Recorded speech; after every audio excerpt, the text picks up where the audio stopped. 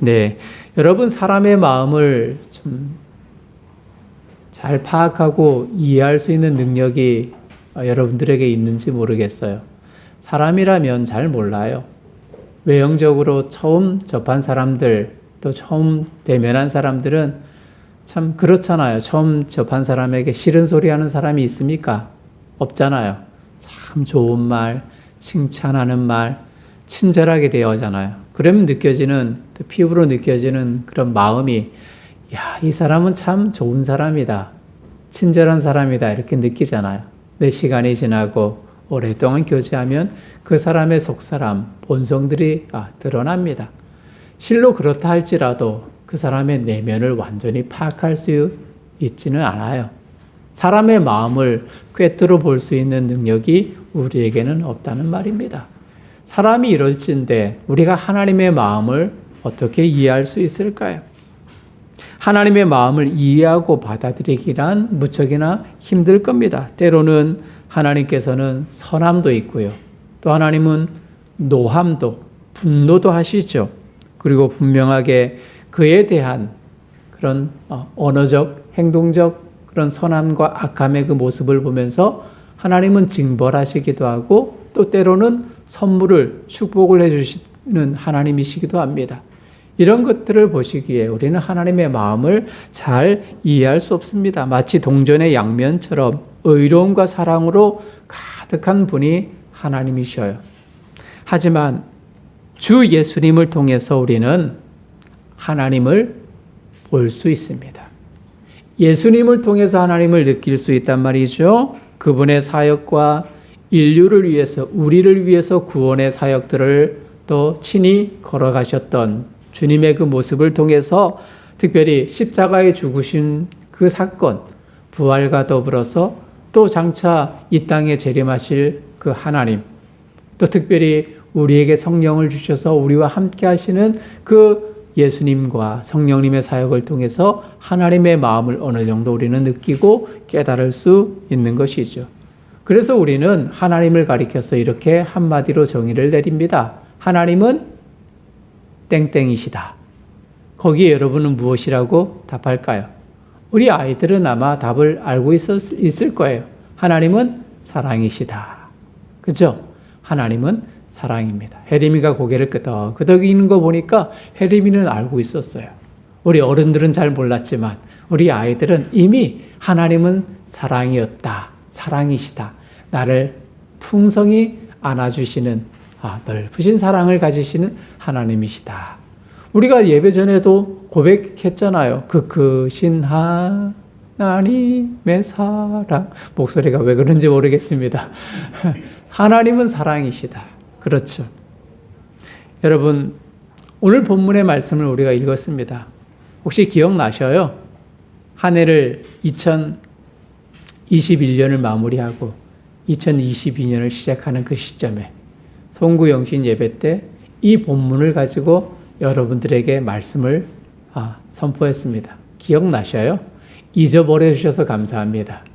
우리 상반기에 이 말씀, 우리 한 해의 슬로건을 가지고 이 말씀을 시작해서 아마 이때쯤이면 잊어버렸겠다라는 그런 생각들이 있어서 이 말씀으로 다시 한번 리뷰하는, 그리고 하반기를 새롭게 다짐할 수 있는, 하나님의 나라를 넓혀갈 수 있는 우리의 마음이 되기를 원하고 우리의 심령이 되기를 바라는 마음으로 이 말씀을 통해서 같이 은혜를 나누기를 간절히 원합니다.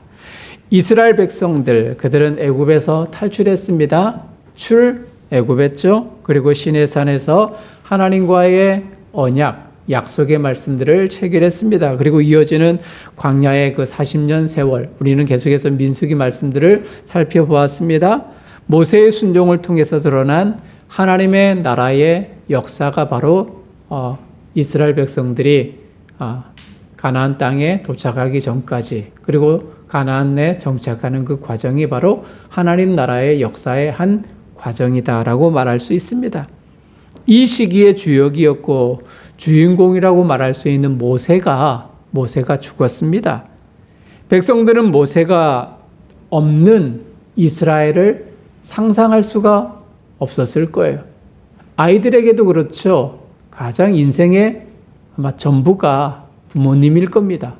어머니가 절반을 차지하고요. 아니, 어머니 역할이 더 크겠죠.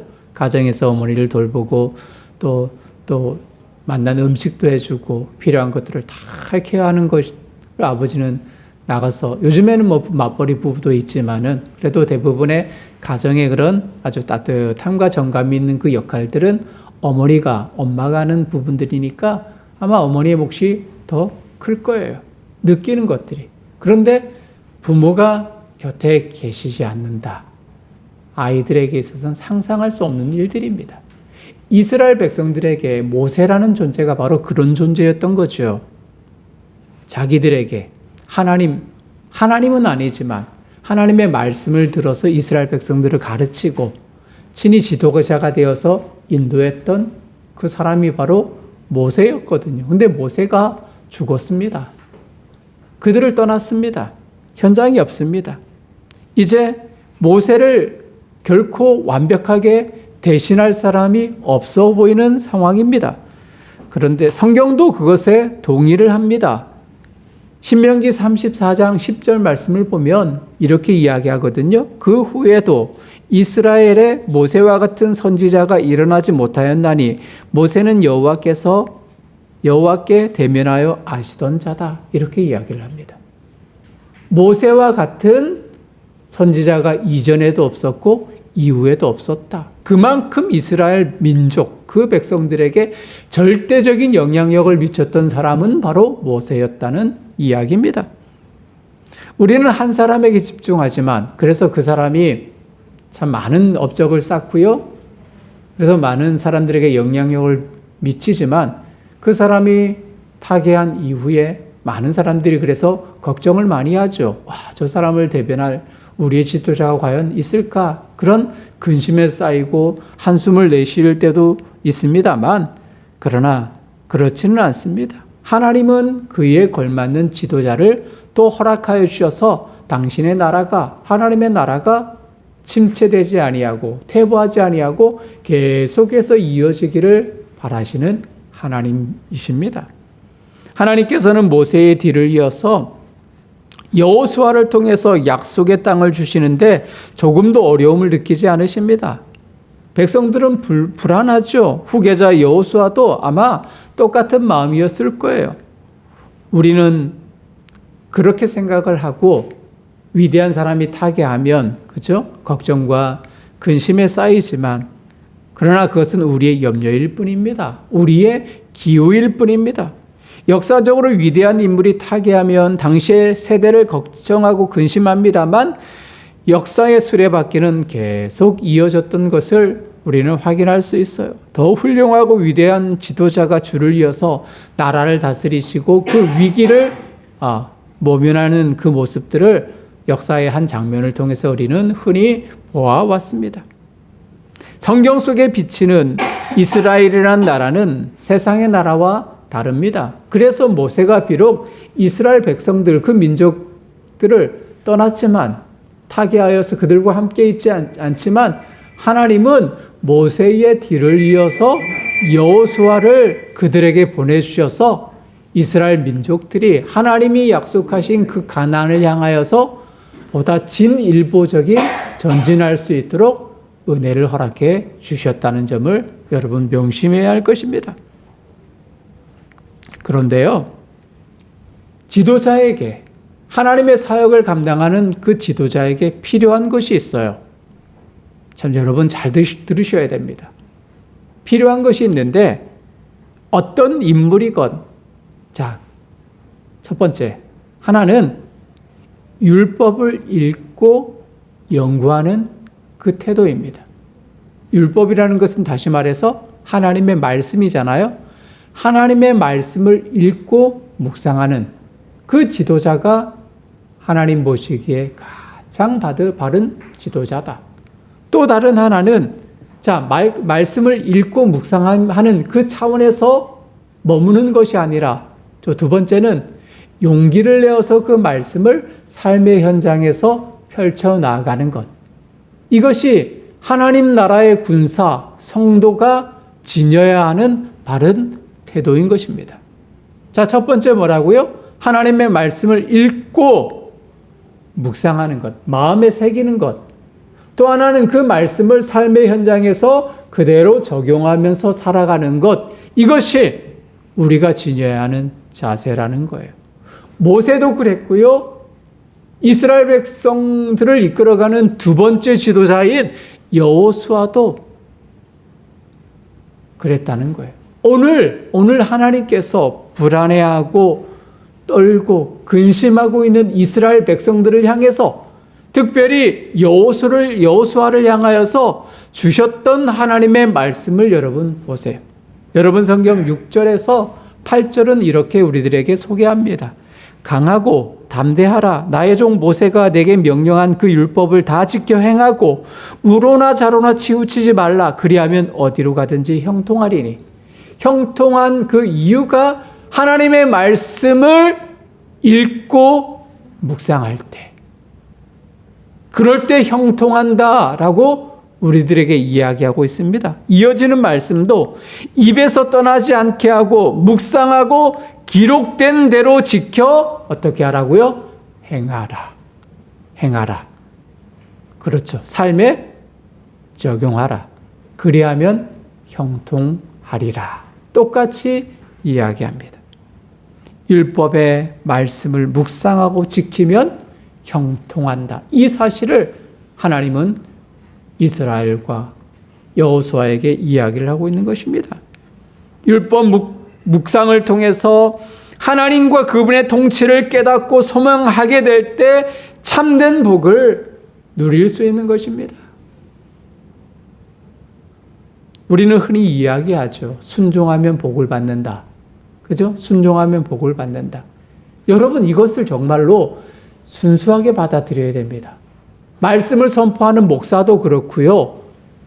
이 말씀을 받는 우리 성도님들도 이 말씀을 정말 다른 격가지, 다른 목적 성취를 위해서 부연하거나 첨가하지 말고 이 말씀을 그대로 순수하게 받아들여야 하는 거예요. 왜냐하면요, 이 말씀들을 사람들을 꾀기 위해서, 사람들을 유혹하기 위해서 이 말씀을 인용하는 거짓 선지자들도 많거든요. 특별히 이단들이 그렇잖아요.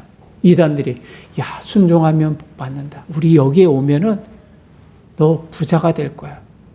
우리도 이런 마음 가지고 신앙생활하는 분들 참 많잖아요. 그죠? 우리 교회 집사님, 성도님 가운데 그런 말씀을 하시는 분이 지금 기억이 나요. 목사님, 우리 교회는 다른 분들이 잘 못 오시는 교회인 것 같아요. 부정적일 수도 있지만 참 긍정적입니다. 왜? 쓴소리 잘하니까요. 정확하게 이야기하니까요. 교회 오면 복 받는다. 많은 헌금하면 복 받는다. 맞아요. 맞는데 이 말씀을 정말 순수하게 적용해야 된다니까요.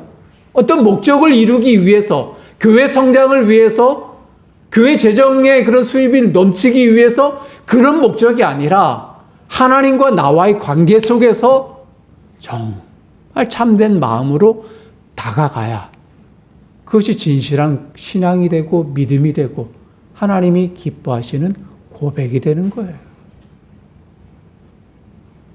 성경에도 이 원리, 순종과 복 분명하게 선언되어 있습니다. 문제는 복을 구하느라 그 순종의 내용이 무엇인지, 그리고 복을 베푸시는 분이 누구인지를 명확하게 구분하지 못하는 것이 문제일 따름입니다.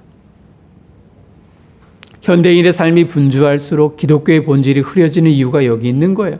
참된 기독교는 특정한 행동으로 신의 호의를 얻는 기복신앙을 추구하지 않습니다. 아무런 생각 없이 순종하고 헌신함으로 복이 주어지지 않습니다.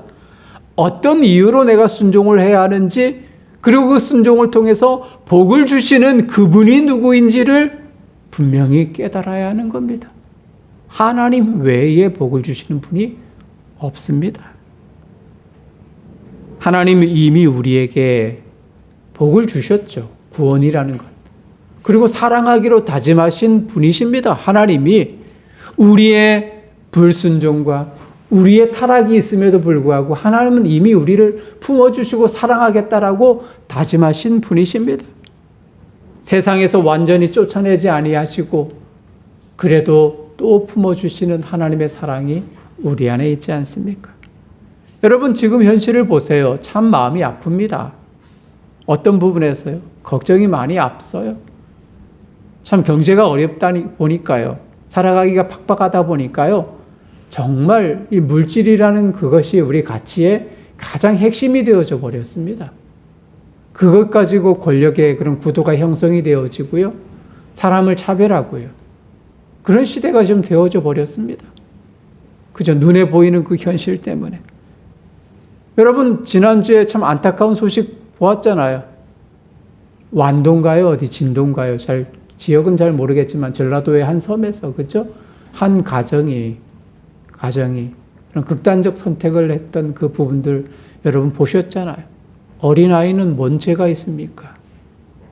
과도한 투자로 인해서 큰 손실을 보았고 회복할 수 없어서 결국은 극단적 선택한 그 아픔의 그 가정들을 여러분 우리의 눈으로 뉴스를 통해서 확인하지 않습니까?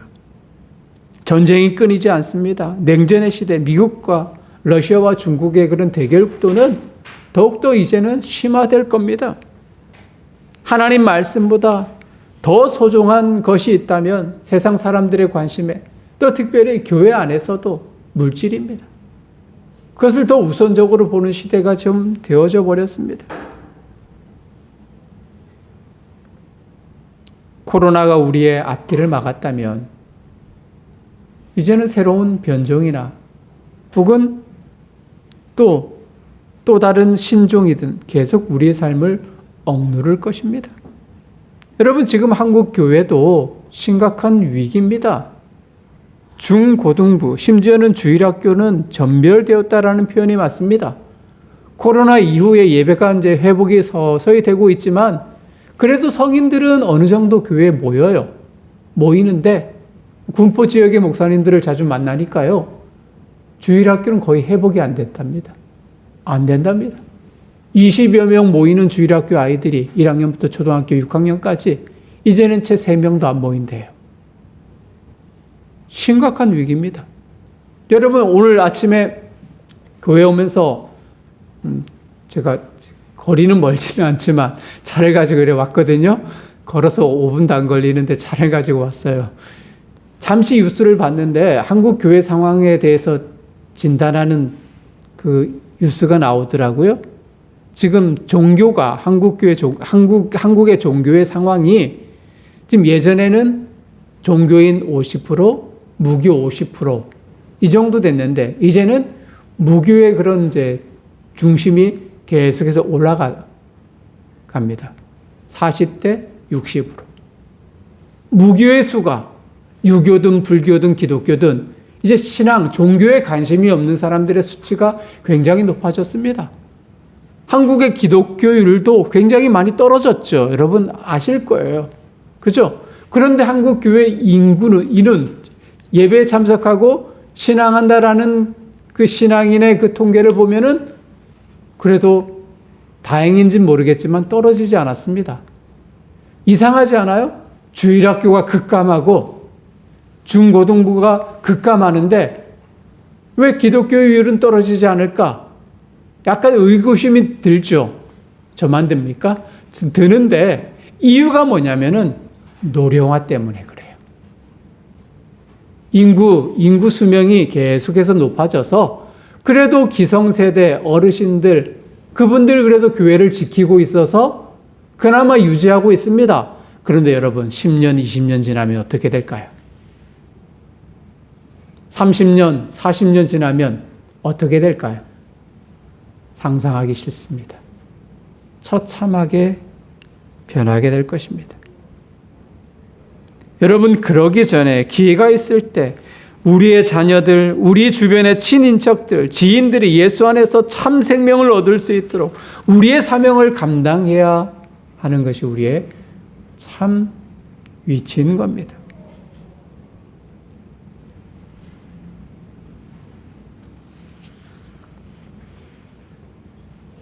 사실 두렵습니다. 이런 모든 현상 속에서 교회와 또 여러 가지 많은 상황들을 바라보면서 참 암담한 미래를 바라보면서 참 힘들고 두려워요. 마치 여호수아처럼. 그런데 하나님은 여호수아에게 분명하게 이야기했어요. 두려워하지 말아라. 그 근거가 바로 하나님의 말씀 안에 있을 때, 말씀을 읽고 묵상할 때, 그 말씀을 우리의 삶에 그대로 적용하며 살아갈 때, 그 공동체는 망하지 않는다. 그 사람은 망하지 않는다. 그 사람과 공동체는 계속해서 하나님의 나라의 힘을 얻고 하나님이 원하시는 그 길을 걸을 수 있다. 오늘 성경은 우리들에게 밝혀주고 있는 것입니다.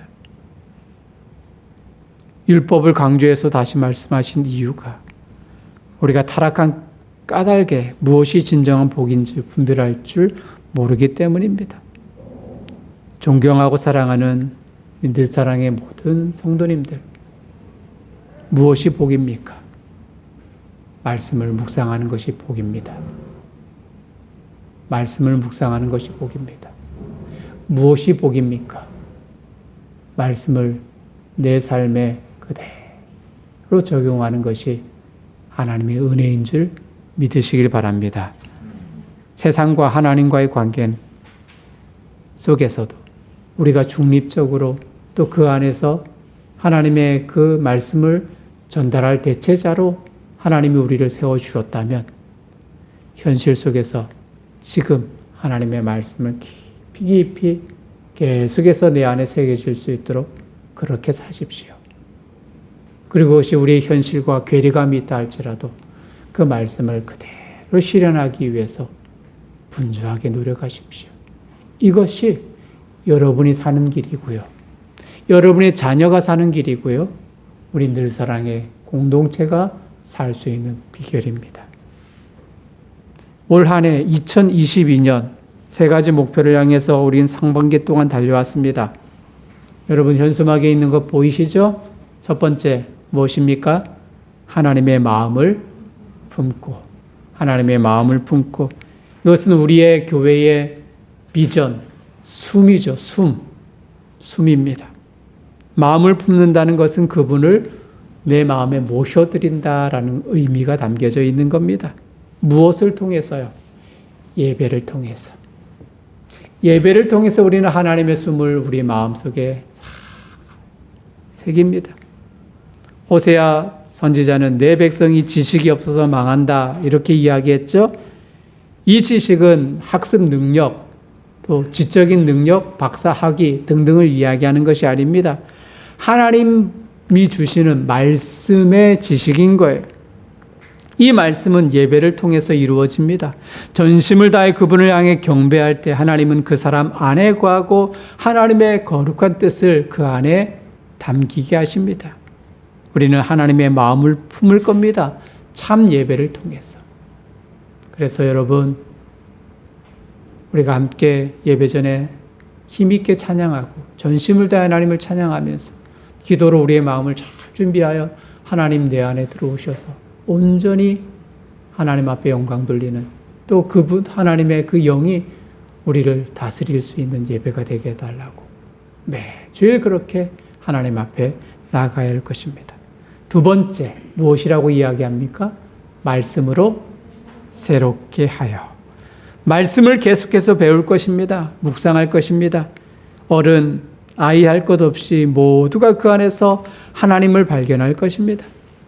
이는 구호를 통해서 새롭게 되지 않죠. 살아있는 하나님 말씀이 우리를 하나님의 자녀됨으로 이끌어갑니다. 우리 비전에 의거한다면 쉼이겠죠. 쉼. 교제와 교육입니다. 그래서 멀리서 오는 우리 아이들 따로, 그죠? 예배를 드리죠. 그죠? 그리고 분기마다 한 번씩 우리 함께 예배를 통해서 예배의 그런 모든 모습이 잘 갖춰질 수 있도록 그렇게 할 것입니다. 우리가 상반기에 해왔잖아요. 1년에 모두가 성경 일독하자라는 그런 생각으로 매일 아침 여러분 카톡으로 제 공동체 성경 읽기가 우리 올라갈 거예요.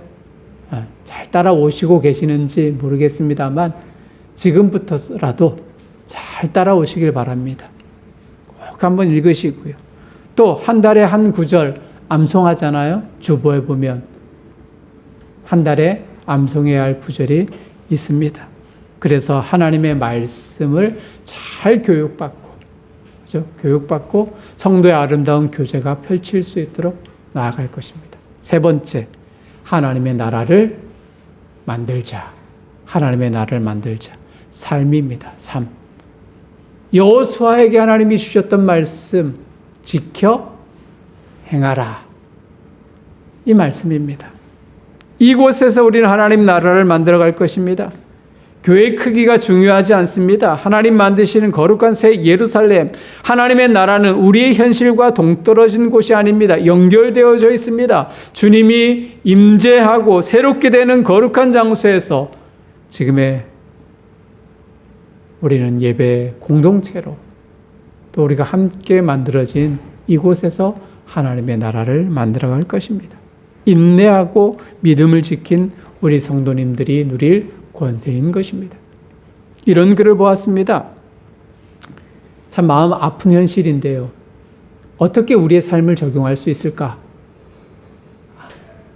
쓰레기 집에 사는 한 소녀가 이런 고백을 했습니다. 예진인데요.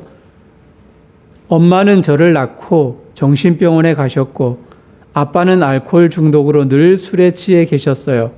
아무도 저를 돌봐주는 사람이 없었어요. 먹을 것도 주는 사람도 집을 치워주는 사람도 없었어요. 이런 아이들이 있다는 것에 저는 깜짝 놀랐습니다. 또 김치찌개가 너무 싫은 수연이라는 아이가 이런 고백을 하네요. 부모님의 이혼 후 할머니와 단둘이 살고 있어요. 할머니는 제가 김치찌개를 가장 좋아한다고 알고 계시는데 사실 저는 김치찌개가 정말 싫거든요. 너무 많이 먹어서 질렸는지 냄새도 맡기 싫지만 그렇게 말할 수가 없어요. 할머니 몸도 안 좋으시고 집안 형편도 어려운데 반찬 투정할 수는 없잖아요. 참 생각이 깊은 아이죠. 이런 아이도 있는가 봅니다. 여러 가정 형편의 어려움으로 꿈을 피울 수 없는 주변의 아이들이 많다는 현실에 참 마음이 시리고 아프더라고요. 우리가 어떻게 삶에 적용할 수 있을까? 하나님의 말씀을. 하나의 단편이겠죠. 우리 교회가, 우리 성도님들이 삶의 현장 속에서 도울 수 있는 일들, 하나님의 복음이 이 땅에 정착되어 줄 수 있는 그 부분들을 찾고 또 기도하면서 나아가는 것이 우리의 삶의 진정한 모습인 것입니다. 우리만이 아니라 내 이웃 동료들이 하나님 나라에서 영원히 기쁨을 얻을 수 있도록 애써야 하는 거죠. 이것이 우리의 삶입니다. 하나님의 마음을 넓히는 교회. 이것이 우리 공동체의 진정한 비전이고 나아가야 할 우리 하반기의 진정한 모습입니다. 말씀을 마무리하겠습니다.